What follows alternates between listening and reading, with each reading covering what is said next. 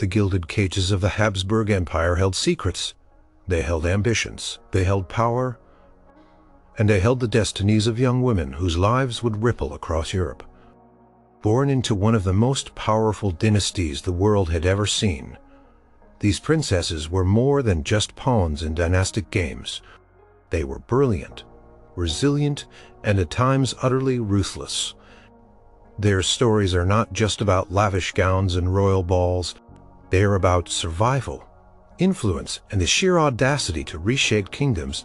Some faced down powerful enemies, others battled their own courts, and one even faced the guillotine. Get ready to peel back the layers of history and discover the incredible journeys of 8 Habsburg princesses who defied expectations and became powerful queens. Number 8. Marie Antoinette. The queen, who became a symbol, the youngest daughter of Empress Maria Theresa.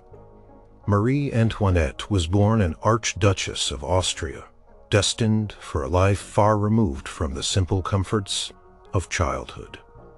From her earliest days, her purpose was clear: to secure an alliance with France. At just 14 years old, she left everything she knew, crossing the border into her new life. A grand, meticulously orchestrated ritual marking her transformation from Austrian Archduchess to French Dauphine. The journey was not merely geographic. It was a cultural and emotional chasm she was expected to bridge.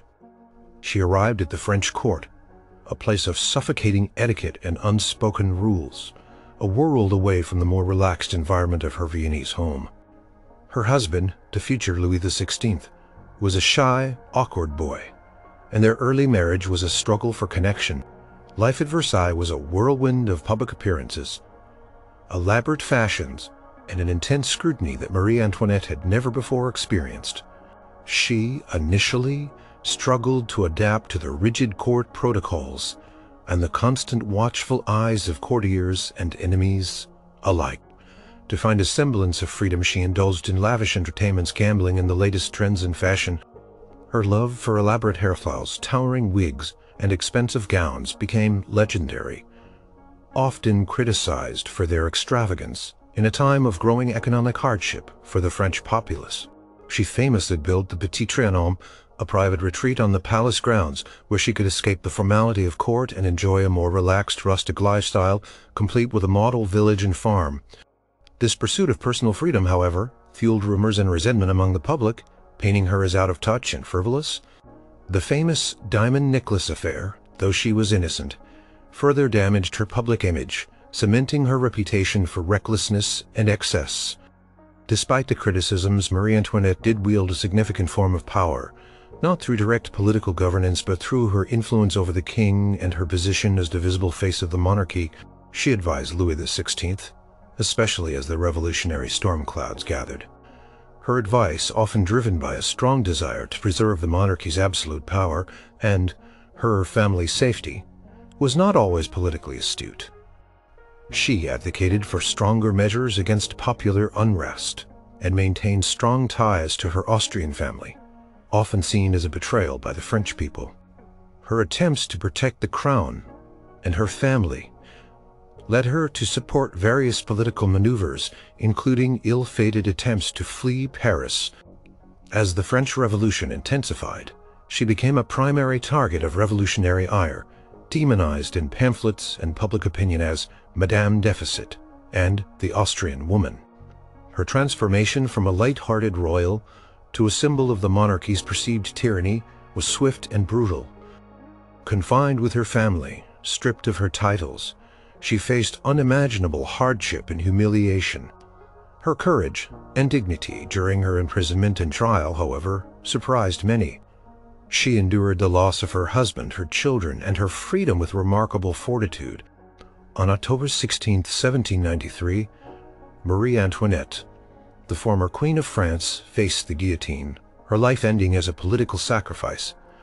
Her story remains a potent reminder of the precarious nature of royal power and the devastating consequences of social and political upheaval.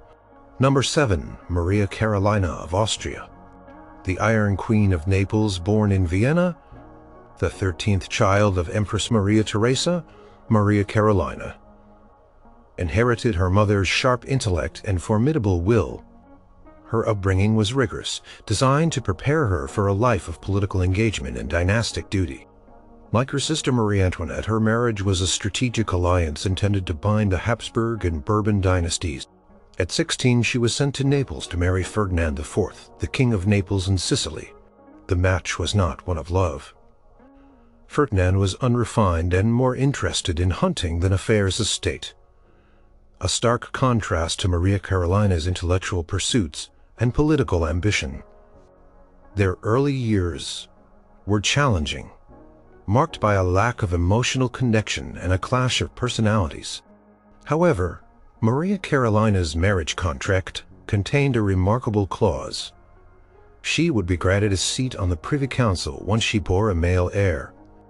This was an extraordinary provision, highlighting her mother's foresight and Maria Carolina's own inherent political potential. After the birth of her first son, she wasted no time exercising this right. She quickly established herself as a force to be reckoned with, systematically sidelining Ferdinand's long-serving and influential prime minister, Bernardo Tanucci, who had been a firm proponent of Bourbon control and an opponent of Habsburg influence. Maria Carolina's political acumen allowed her to dismantle Tanucci's power base and replace his allies with her own, effectively seizing control of the government. From that point on, Maria Carolina was the true ruler of Naples and Sicily. She devoted herself to strengthening the kingdom, overseeing significant reforms in the military, navy, and civil administration. She opened a military academy, established a merchant marine, and promoted the arts and sciences, founding the Royal Academy of Sciences and Fine Arts. Her foreign policy was even more ample. Initially aligning with Spain, she dramatically shifted course after the French Revolution. Recognizing the existential threat posed by revolutionary ideals and Napoleon Bonaparte, she became a staunch opponent of France, forging a strong alliance with Great Britain, famously becoming a close confidant of Admiral Horatio Nelson. She was instrumental in bringing Naples into the various coalitions against France, committing significant resources and diplomatic efforts to the cause.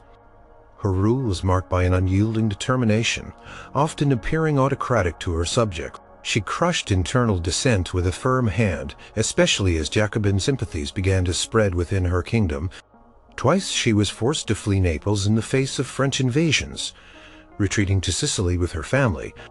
Yet each time she fought fiercely for restoration, leveraging her diplomatic connections and military alliances to regain her throne. Her tenacity was legendary. She never truly relinquished her grip on power, even when ill health and the changing political landscape of Europe pressed down on her. Maria Carolina's reign was a testament to her profound political will, transforming her into one of the most powerful and influential women in 18th and early 19th century Europe. She died in exile, still fighting for her family's rights and her kingdom's sovereignty. A true Iron Queen, until the very end. Number 6. Mariana of Austria. The Regent who fought for Spain. Born an Archduchess of Austria, Mariana was the daughter of Holy Roman Emperor Ferdinand III and Maria Anna of Spain. Her life took an unexpected turn when originally intended to marry her cousin Balthasar Charles, Prince of Asturias, the young heir to the Spanish throne. He tragically died. Instead, at the age of 14, she was chosen to marry her uncle, King Philip IV of Spain, who was also her deceased cousin's father. This was a common Habsburg practice designed to keep power and bloodlines within the family. Arriving in Spain, she embraced her new role as queen. Philip IV, already a widower, was considerably older than Mariana, and their marriage was marked by duty and the urgent need to secure a male heir for the fragile Spanish dynasty. She fulfilled this duty, giving birth to several children, though only a few survived childhood, including the future King Charles II. Mariana's true power emerged after the death of Philip IV in 1665. Her young son, Charles II, was a sickly and fragile child, physically and mentally challenged from years of extensive inbreeding. As his mother, Mariana was appointed regent, a position that plunged her into the heart of a tumultuous and declining Spanish Empire. For the next decade, she was the de facto ruler of Spain, navigating a treacherous landscape of court intrigue, economic crisis, and ongoing European wars. The Spanish treasury was depleted and the empire was losing its grip on its vast territories. Internally, powerful factions vied for control with grandees and ambitious courtiers, constantly challenging her authority. To secure her power, Mariana relied heavily on a series of favorites known as validos. Her first and most controversial was her confessor, the German Jesuit Juan Everardo. Nithard's foreign origins and clerical status made him deeply unpopular with the Spanish nobility, leading to intense resentment and a political crisis that eventually forced Mariana to send him away. She later relied on Fernando de Valenzuela, a commoner whom she elevated to the highest ranks. This also sparked outrage among the traditional aristocracy, highlighting the precariousness of her position. Despite these challenges, Mariana skillfully played different factions against each other, always prioritizing the survival of her son and the continuity of the Habsburg dynasty in Spain. She fought fiercely to protect her son's inheritance, even engaging in significant diplomatic efforts and military actions against France, a constant threat to Spanish territories. Mariana's regency was not a period of Spanish resurgence, but it was a period where she, a foreign-born queen, held the reins of a vast empire. Often against overwhelming odds, she faced down coup attempts, navigated complex political alliances, and made difficult decisions to preserve what remained of Spanish power. Her intelligence and resolve were undeniable, even if her choices of validos sometimes backfired. When Charles II finally reached his majority, Mariana's direct political power waned, but she remained an influential figure at court, continuing to advise her son and attempting to manage the succession crisis that loomed over Spain due to Charles's inability to produce an heir. Her life was a testament to the sheer will required to rule in a world designed for men, and her powerful tenure as regent solidified her place as a formidable queen. Number 5. Margaret of Austria. The devout queen who challenged a king's favorite born and Archduchess of Austria in Graz. Margaret was the daughter of Archduke Charles II of Austria and Maria Anna of Bavaria. Her life, like many Habsburg princesses, was shaped by dynastic ambitions. In 1599, she married her first cousin, Philip III of Spain, becoming Queen of Spain and Portugal. The marriage was not particularly passionate, but it was amicable, and Margaret quickly took on her duties as consort, understanding her role in providing heirs for the Spanish throne. She gave birth to 8 children, ensuring the continuity of the Habsburg line in Spain. Unlike some queens who sought direct political power, Margaret's influence was wielded through her deep religious conviction and her strong moral authority over her husband. Philip III, a pious but somewhat indolent king, heavily relied on his Leto, the Duke of Lerma. Lerma, a highly ambitious and often corrupt figure, effectively governed Spain in Philip's name. Margaret, however, grew increasingly concerned by Lerma's unchecked power and his perceived mismanagement of the kingdom. She believed he was leading the king astray and corrupting the court. Margaret became a quiet but persistent rival to Lerma. She used her position as queen, her close relationship with her husband, and her reputation for piety to subtly undermine the Duke's authority. She cultivated her own circle of loyal advisors, particularly her confessor, and encouraged German courtiers to counterbalance the Spanish factions aligned with Lerma. She was a devout Catholic, and she channeled her influence into promoting religious reforms, charities, and the strict observance of religious practices at court. Her piety provided her with a moral high ground from which to criticize Lerma's more worldly and self-serving policies. She championed the cause of the poor and distressed, often using her own funds for charitable works, contrasting sharply with Lerma's perceived extravagance. The struggle between Margaret and Lerma was a constant undercurrent throughout Philip III's reign. While Lerma maintained his official position, Margaret's steadfast opposition and her moral weight, she consistently pushed for a more virtuous and responsible government, advocating for policies she believed were in the best interest of Spain and the Catholic faith.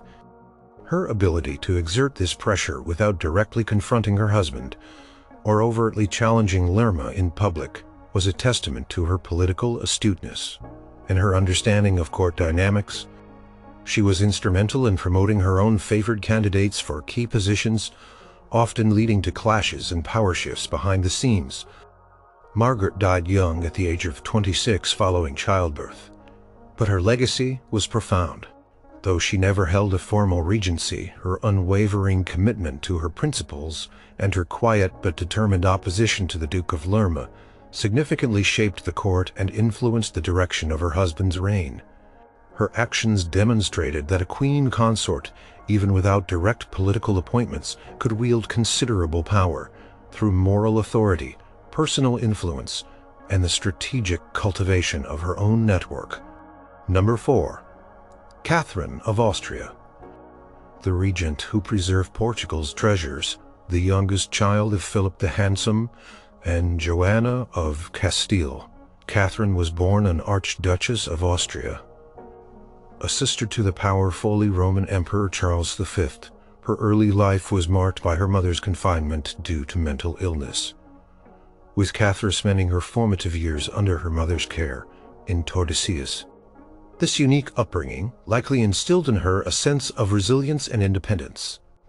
At the age of 18, she was married to her cousin, King John III of Portugal, cementing the bond between the Habsburg and Portuguese royal houses. She quickly adapted to her new home, becoming a beloved queen and a significant figure at the Portuguese court. Catherine dedicated herself to her duties as queen, a formidable and intelligent woman who actively participated in court life. She bore many children, though tragically, most of them died in infancy or early childhood, leaving a profound mark on her life. Despite her personal sorrows, she remained committed to the well-being of the kingdom. She exerted considerable influence over her husband, John III, who highly valued her counsel. She played a key role in supporting the Jesuit order in Portugal, becoming a staunch patron of their missions, especially in the growing Portuguese Empire. She also had a deep interest in education and the arts, commissioning numerous works and establishing schools. Catherine's true test of power came later in life. After the successive deaths of her husband, John III, and their only surviving son, John Manuel, the Portuguese throne passed to her infant grandson, Sebastian, who was just 3 years old. This unexpected turn of events thrust Catherine into the role of Regent of Portugal. From 1557 to 1562, she effectively governed the vast Portuguese Empire, making critical decisions for one of the wealthiest and most far-reaching global powers of the era. Her regency was a period of stability and careful stewardship. She focused on internal administration, managing the finances of the empire, and ensuring its continued prosperity. She was a shrewd politician navigating the complexities of European diplomacy and maintaining Portugal's strategic alliances. Beyond politics, Catherine was a renowned collector of art and curiosities. Her personal collection, housed in her private apartments, was one of the most remarkable of its time, filled with exotic artifacts from around the world, rare books, and precious jewels. She understood the power of cultural patronage and used it to enhance the prestige of the Portuguese court. She also played a crucial role in trying to guide her grandson, Sebastian, who would later become known as the Desired, and embark on a disastrous crusade in Morocco. Catherine and her brother Charles V recognized Sebastian's rashness and tried to temper his ambitions. Although she eventually ceded the regency to her brother-in-law, Cardinal Henry, her influence over Sebastian and the court continued for many years. Catherine of Austria was a powerful queen who, through her intelligence, resilience, and strategic vision, not only shaped the Portuguese court, but also played a critical role in governing its vast empire during a vulnerable period. Number 3. Mary of Hungary.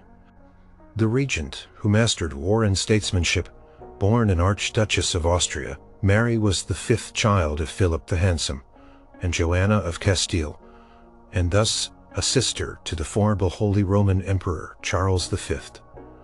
From a young age, Mary displayed a sharp intellect and an independent spirit that set her apart. At the age of 15, she was married to King Louis II of Hungary and Bohemia, a strategic union aimed at strengthening Habsburg influence in Central Europe. She quickly immersed herself in the politics of her new kingdom, proving to be an exceptionally capable and courageous queen. Her reign as Queen of Hungary was short but idle. Louis II and Mary faced the relentless expansion of the Ottoman Empire.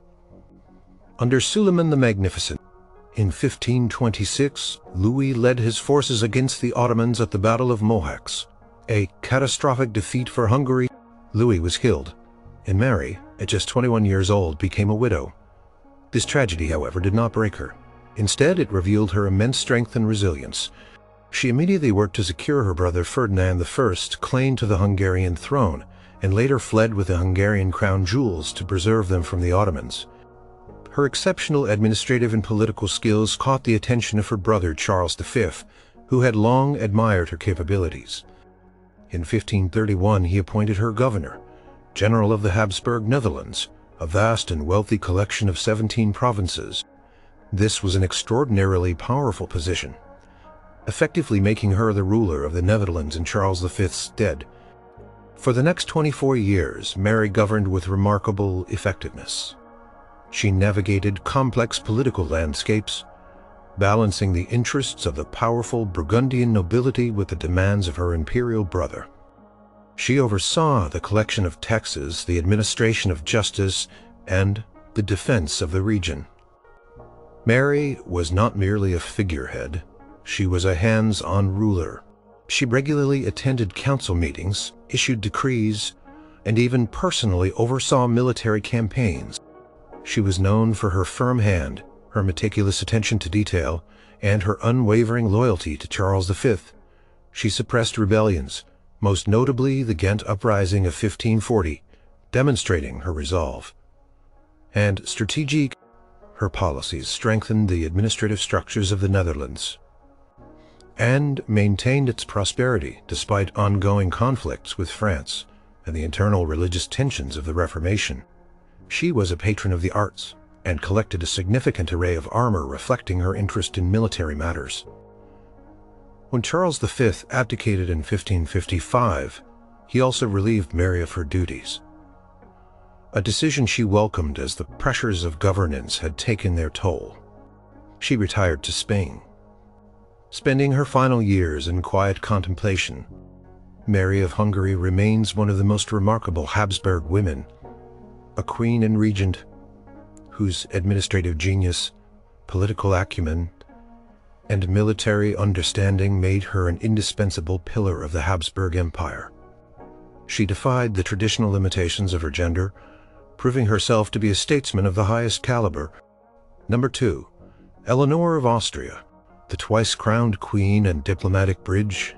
Born an Archduchess of Austria, Eleanor was the eldest daughter of Philip the Handsome and Joanna of Castile, and another sister to Emperor Charles V. Her early life was a whirlwind of potential betrothals, as her hand was considered a valuable asset. In the intricate web of whirlwind diplomacy, she was proposed as a bride for various powerful rulers, including Henry VIII of England and Louis XII of France, before her destiny was finally set. In 1518, at the age of 20, she married King Manuel I of Portugal, a monarch nearly 30 years her senior. She became Queen of Portugal and bore him 2 children, including a daughter, Maria, who would herself become an important figure. Eleanor's tenure as Queen of Portugal was relatively brief. Manuel died in 1521, leaving her a widow after only 3 years of marriage. However, her life as a queen was far from over. Her brother Charles V, always seeking to solidify his European dominance, had other plans for her. After the Battle of Pavia in 1525, where Charles V captured his rival, King Francis I of France, Eleanor was once again called upon to serve as a diplomatic instrument. As part of the Treaty of Madrid, which secured Francis I's release, Eleanor was betrothed to the French king. In 1530, she became Queen of France, a testament to her family's strategic prowess and her own adaptability. Her second marriage to Francis I was politically driven and largely formal. She played a crucial role as a diplomatic bridge between her powerful brother, Charles V, and her husband, Francis I, two monarchs who were often locked in bitter conflict. Eleanor frequently mediated between them, using her unique position to convey messages, soothe tensions, and facilitate negotiation. She was fluent in several languages, including French, Spanish, and German, which made her an invaluable asset in cross-border communications. While she had limited direct political power as a second queen consort, her influence came from her trusted relationship with both leaders and her ability to gently guide their interactions. She accompanied Francis I on many diplomatic journeys and was present at significant meetings, including the negotiations for the Treaty of Crespi in 1544, which finally brought a measure of peace between France and the Holy Roman Empire. Eleanor's role was largely that of a peacemaker and a symbol of reconciliation between warring powers. She was known for her quiet dignity and her genuine efforts to foster harmony within her complicated family relationships. She did not seek to rule directly, but her steady presence and her behind-the-scenes efforts helped to de-escalate tensions and facilitate crucial agreements that shaped the political landscape of 16th century Europe. After Francis I's death in 1547, Eleanor largely withdrew from public life, eventually returning to the Netherlands and then Spain, living out her final years with her sister Mary of Hungary. Eleanor of Austria, a queen twice over, stands as a powerful example of how a princess could wield influence through diplomacy, personal connection, and a steadfast commitment to peace. In a turbulent era. Number 1. Isabella of Austria, the queen who endured exile and loyalty, born an Archduchess of Austria. Isabella was the daughter of Philip the Handsome and Joanna of Castile, making her another sister of Emperor Charles V. Her early life was spent navigating the complexities of the Habsburg court, and, like her siblings, she was destined for a dynastic merit. In 1515, at the age of 14, she was married by proxy to Christian, the second king of Denmark, Sweden, and Norway, a union designed to strengthen Habsburg power in northern Europe and secure alliances against France. Her journey to Denmark was a grand affair, but her arrival marked the beginning of a challenging and often tumultuous life as queen. Christian II was a controversial and ambitious ruler, whose attempts to centralize power and assert royal authority often put him at odds with the nobility and the church in his kingdoms. He was known for his progressive, if sometimes ruthless, policies, earning him the nickname the Tyrant in Sweden after the Stockholm bloodbath. Isabella quickly found herself in a complex and often hostile environment. Despite the turbulent political climate, Isabella was a loyal and steadfast queen. She bore Christian's 6 children, though only 2 daughters survived to adulthood. She tried to use her influence to mediate between her husband and his discontented subjects, often advocating for a more conciliatory approach. She was known for her gentle demeanor and her efforts to promote diplomacy, acting as a bridge between her husband's often aggressive policies and the need for stability. Isabella's power lay not in direct governance, but in her unwavering support for her husband and her role as a symbol of the legitimate dynasty. She remained by Christian's side through his most difficult struggles, including the rebellion that ultimately led to his deposition. In 1523, the Danish nobility, fed up with Christian's rule, revolted and offered the throne to his uncle Frederick I. Christian and Isabella were forced into exile, seeking refuge first in the Netherlands, under the protection of Isabella's aunt, Margaret of Austria. Life in exile was a stark contrast to the grandeur of her royal past. Isabella continued to support Christian's efforts to regain his throne, traveling to various European courts to appeal for aid from her powerful Habsburg relatives. She met with her brother, Charles V, pleading for military and financial assistance, but their support was often limited due to Charles's own vast imperial commitments. Despite the hardships, Isabella remained devoted to her husband even as his mental state reportedly deteriorated and his political schemes faltered. She maintained her dignity and her hope for restoration. Until her untimely death, Isabella died young at the age of 24 in exile in the Netherlands, likely from an illness. Her death was a blow to Christians' already dim prospects. While her reign was marked by political instability and her power was largely indirect, Isabella's story is one of profound loyalty, resilience, and quiet strength in the face of immense personal and political adversity. She served as a constant reminder of the dynastic legitimacy of her husband's claim, and her steadfastness through banishment and disappointment solidified her legacy as a queen who endured